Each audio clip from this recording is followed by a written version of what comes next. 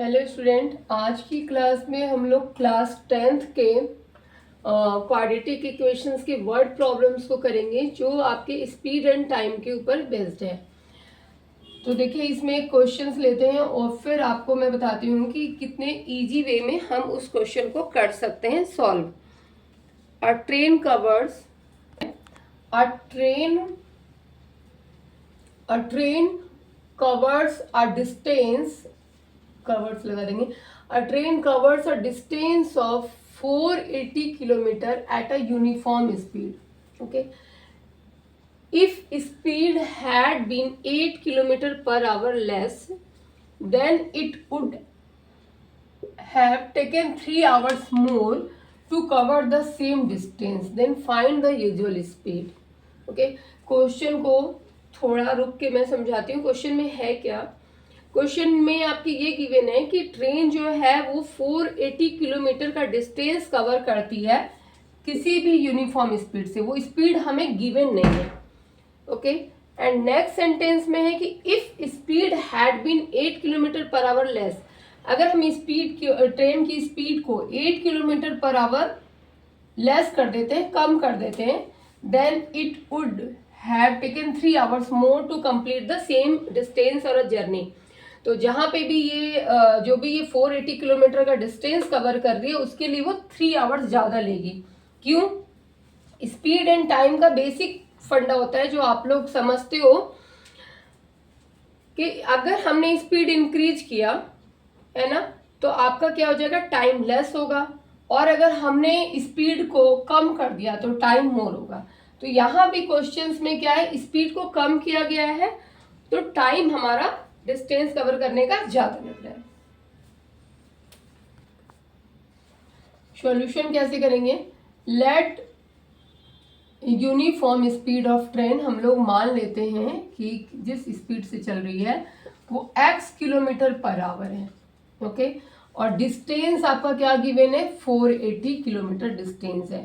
तो फॉर्मूला क्या होता है, speed equal to distance upon time, आपका जनरल फॉर्मूला होता है। तो यहाँ पे सपोज हमने इस स्पीड में इस डिस्टेंस को कवर करने के लिए t1 टाइम लगती है ट्रेन को, तो t1 हमने टाइम यहाँ पे ले लिया, t हमारा यहाँ चला गया और s हमारा यहाँ पे आ गया, तो d अपॉन एस लिख देंगे हम, d upon S. And distance क्या है, 480, और स्पीड आपकी नॉर्मल आपने क्या कंसिडर किया, x। तो ये आपका फर्स्ट इक्वेशन हो गया। अब सेकंड पे चलते हैं। जब हमने स्पीड को इतना रिड्यूस कर दिया, लेस कर दिया, तो हमारा टाइम जो होगा t2 टाइम लगेगा। इसी तरह से आप करोगे, और 480 डिस्टेंस को ही कवर किया गया है, लेकिन स्पीड क्या हो गई है, इससे कम हो गई है, x माइनस 8। यहां तक तो बहुत आपका सिंपल है, t1 और t2 टाइम।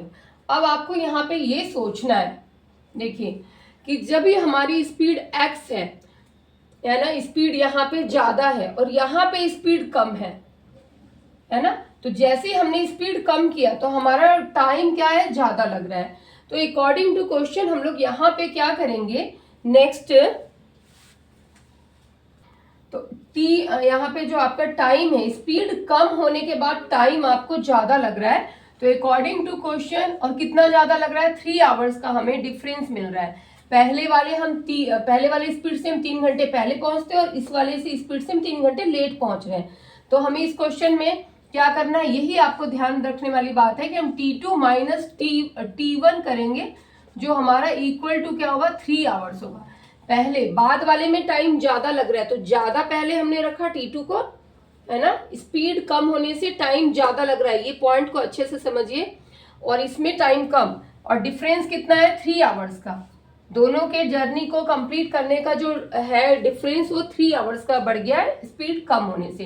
तो t2 माइनस t1 करेंगे। t2 हमारा क्या है यहाँ पे, 480 upon x minus 8, and t1 is a what, 480 upon x।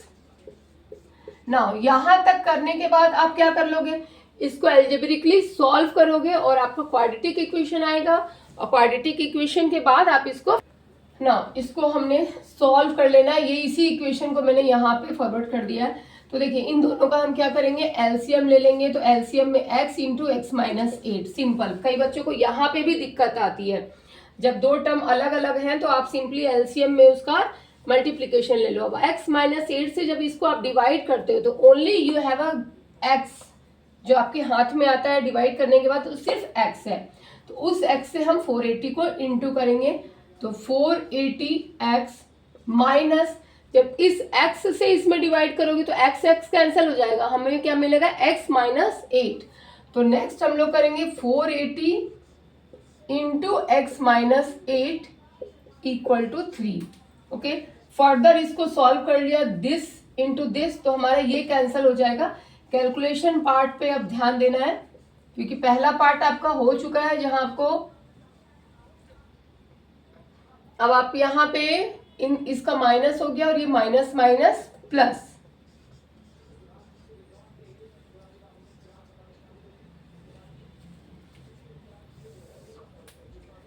Okay, तो ये दोनों कैंसिल हो गए और ये आपका x square minus 8x equal to 3।